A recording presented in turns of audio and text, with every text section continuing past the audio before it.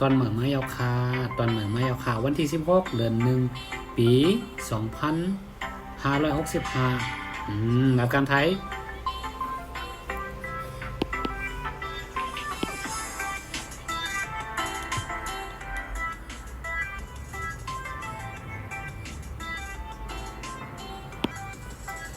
ตัวแน่นอนน้องนะมกราคมมกราคมจำนามกราคมก็เป็นตัวเสียงแต้มปิกซังบามันออกเสียงยักษ์จมูกเซตาก็เหมือนยักษ์จมูกเซตาก็เฮอน้องเขาป่องใจไว้ว่าเฮอมันเย็นเป็นจำนานะเสียงมันตีเป็นจำนาเพราะว่าเป็นจำนาเนี่ยมันเป็นสุดตัวเสียงแต้มอันนี้ล็อกไล่กันที่ขั้วมาสอนน้องๆเขามันได้ป่องใจง่ายเนาะตัวเสียงยักษ์จำไม่เป็นตัวเสียงกลางตัวเสียงแต้มออกเสียงจำนานะน้องนะมกราคมนี่เป็นเดือนที่1เป็นเดือนอังกฤษกรกฎาคมแล้วกรกฎาคมเป็นเดือนหางเป็นเดือน7ค่ะมหก็มหานครผมว่าเป็นเมืองหลวงค่ะเนาะเพราะว่าเป็นมหาเนี่ยท่านมหาเหมือนจะว่าป้อเป็นมุนเจ้าอะไรขึ้นทักบนห้องมหามหาเนี่ยเจอกับนาหมุนเจ้าก็เลยค่ะเนาะพระมหาองค์นั้นองค์ไหนเนี่ยพระมหาองค์ป้านั้นป้าไหนเนี่ยเขาเจอกับนาหมุนเจ้าค่ะเนาะก็ในตัวนี้ค่ะเนาะใส่ชดาปองเสือปั้นกุ้มค่ะปั้นกุ้มเรียนเป็นซุปเสวยได้การนึงค่ะเนาะ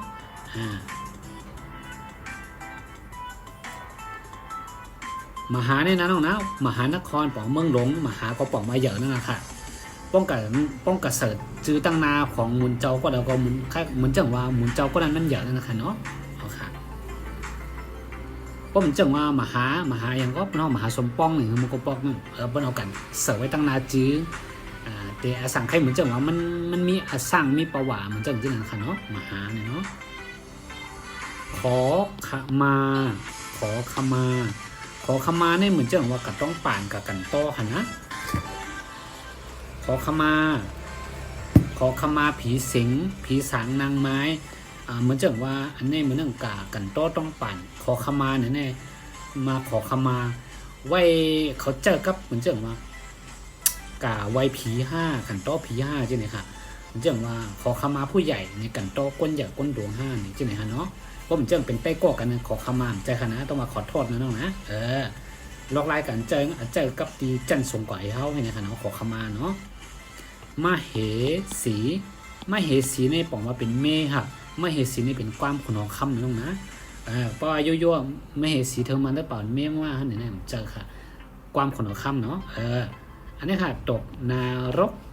ตอกอไก่เนาะตอเต่ากอไก่นะออกเสียงว่าตกนะน้องนะตกจะตกนะตกนารกตกมงอะไรค่ะตกมงอะไรเนาะข้าพเจ้าขออาขาไม่ดูข้าพเจ้าบอกว่าเก่าค้านั่นนะครับตัวเจ้าเก่าตัวเก่าเจ้าพนักงานก็เป็นเกินใช่เป็นก้นเตียนเหตุการณ์ค่ะเจ้าพนักงานเนี่ยค่ะเนาะก้นเตียนเหตุการณ์เจ้าพนักงานก้นเหตุการณ์ดีเนอร์เนี่ยนะครับเนาะพยายามพยาพามจะย่อยยักษ์นะน้องหน้าเนี่ยนะย่อยยักษ์นะพยายามนี่เป็นย่อยยักษ์นะน้องหน้าคู่แต้มเพชรพยายามตัวนี้ผมว่าคัดใจค่ะขอรออายอหลายฉบับนี่บอกว่ามีคนส่งจดหมายมาหลายฉบับมีคนส่งดิกมาหลายผืนไว้นี่เนาะ1ฉบับ2ฉบับเขาว่า1ผืน2ผืนค่ะผมเจอว่านาดิกฉบับนี้หน้านี้3ฉบับก็3ปรับอย่างว่าเป็นห้อง3ฉบับก็3หน้าเขาว่าง่ายๆก็ว่าเป็น1ฉบับก็เป็น1ผืนเนาะจดหมาย1ฉบับก็ผืนดิก1ผืนเขาค่ะน้องๆเขาค่ะล็อกไลน์กันเห็นดิกไทยนะน้องนะง่ายๆก็ค่ะข้อที่1เห็นตีใน Facebook อันใน YouTube เนาะเพราะว่าน้องๆเขาก็แล้วให้ตั้งเอาเงามันกว่าเต้ๆเห็นดีๆมันเขาเนื้อห้องเห็นนะน้องนะเขาเนื้อห้องเห็นติมีปรับเห็นปันค่ะจันเงาจัน1จัน2จัน3จัน4จัน5จัน6นะน้องนะอ๋อค่ะ